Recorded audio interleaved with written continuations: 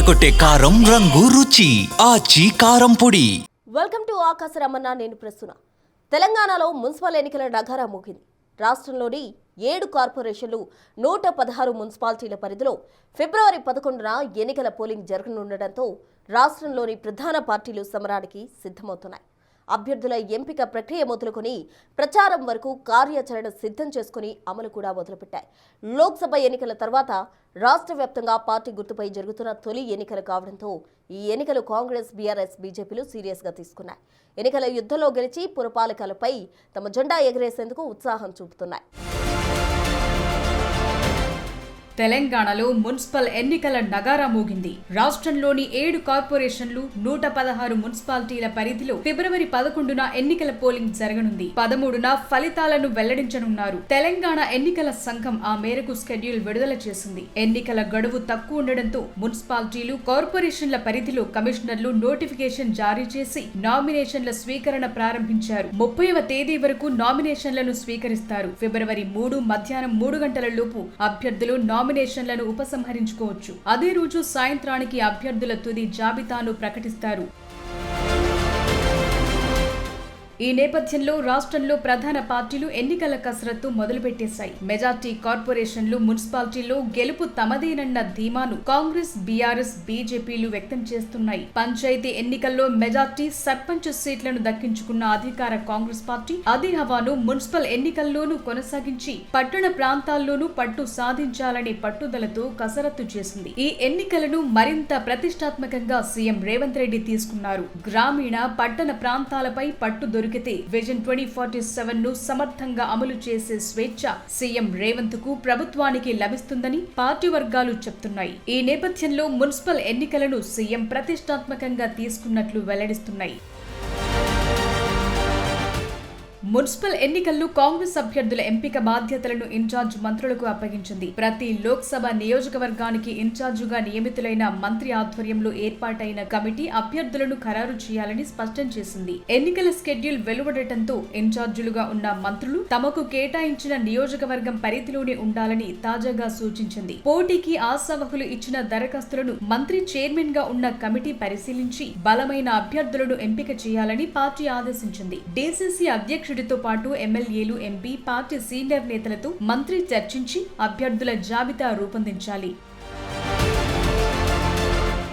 పంచాయతీ ఎన్నికల్లో మెజార్టీ, సర్పంచ్ సీట్లను దక్కించుకున్న రెబల్ అభ్యర్థుల కారణంగా అనేక పంచాయతీలను కాంగ్రెస్ పార్టీ దక్కించుకోలేకపోయింది. ఈ నేపథ్యంలోనే ఈ ఎన్నికల్లో రెబల్ అభ్యర్థులకు చెక్ పెట్టాలని కాంగ్రెస్ నిర్ణయించింది. ఎక్కడైనా ఏకాభిప్రాయం కుదరకపోతే ఆశావహుల పేర్లను పీసీసీకి పంపితే రాష్ట్ర స్థాయిలో అభ్యర్థులను ఫైనల్ చేస్తారు. నామినేషన్ల ప్రక్రియ ప్రారంభం కావడంతో గురువారానికల్లా అభ్యర్థులను ప్రకటించాలని పీసీసీ అధ్యక్షుడు మహేష్ కుమార్ గౌడ్ ఇన్ఛార్జ్ మంత్రులకు సూచించారు. రెబెల్స్ నామినేషన్లు వేయకుండా మంత్రి, కమిటీ అన్ని ముందస్తు జాగ్రత్తలు తీసుకోవాలని స్పష్టం చేసింది. అలాగే ఆయా నియోజకవర్గాల్లో నామినేషన్లు మొదలుకొని ప్రచారం, పోలింగ్ దాకా ఇన్ఛార్జ్ మంత్రులే సమన్వయం చేసుకోనున్నారు.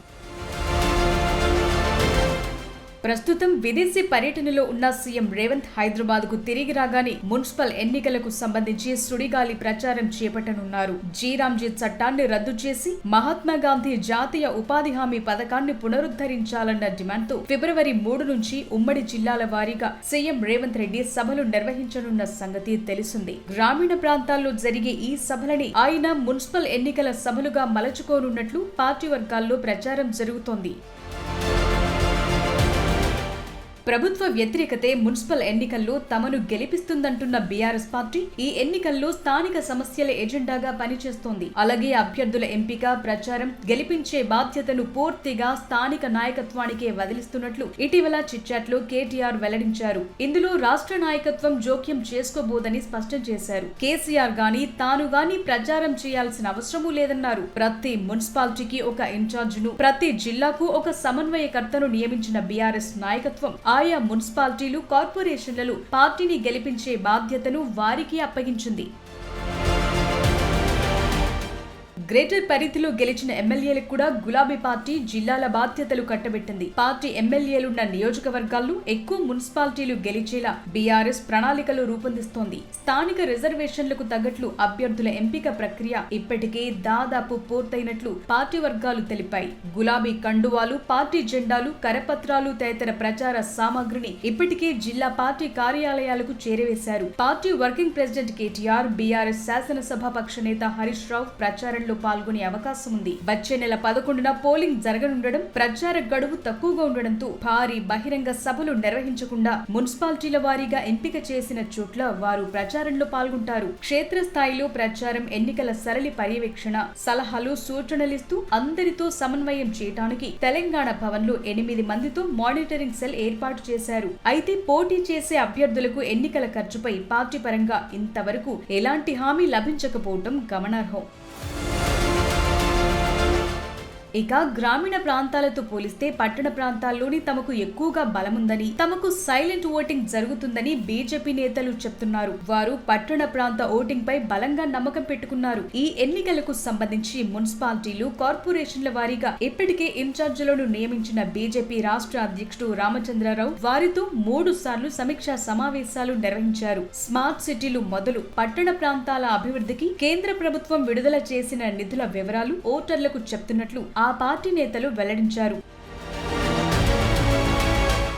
కార్పొరేషన్లు, మున్సిపాలిటీల్లో ప్రతి డివిజన్, వార్డులు పోటీ చేయాలని కమలదళం నిర్ణయించింది. 5 కార్పొరేషన్లు, సగం మున్సిపాలిటీలు కైవసం చేసుకోవాలని టార్గెట్ పెట్టుకుంది. సేవ్ తెలంగాణ, ఓట్ తెలంగాణ నినాదంతో ఎన్నికలకు వెళ్లాలని, పట్టణాలు, నగరాల అభివృద్ధి కేంద్ర నిధులతోనే సాధ్యమవుతుందన్న విషయాన్ని ప్రజల్లోకి బలంగా తీసుకువెళ్లాలని రామచంద్రరావు శంషాబాద్ లో జరిగిన సమావేశంలో నేతలందరికీ సూచించారు. ఈ ఎన్నికల సమయంలోనే పార్లమెంట్ సమావేశాలు జరగనుండడంతో ఎంపీలంతా రాష్ట్రంలోనే ప్రచారంలో పాల్గొనేలా ఢిల్లీ పెద్దల అనుమతి తీసుకుంటారని రామచంద్రరావు తెలిపారు. ఒంటరిగానే బరిలోకి దిగనున్న బీజేపీ పట్టణాల్లో కాంగ్రెస్ కు దీటుగా స్థానాలు కైవసం చేసుకోవాలన్న పట్టుదలతో ఉంది.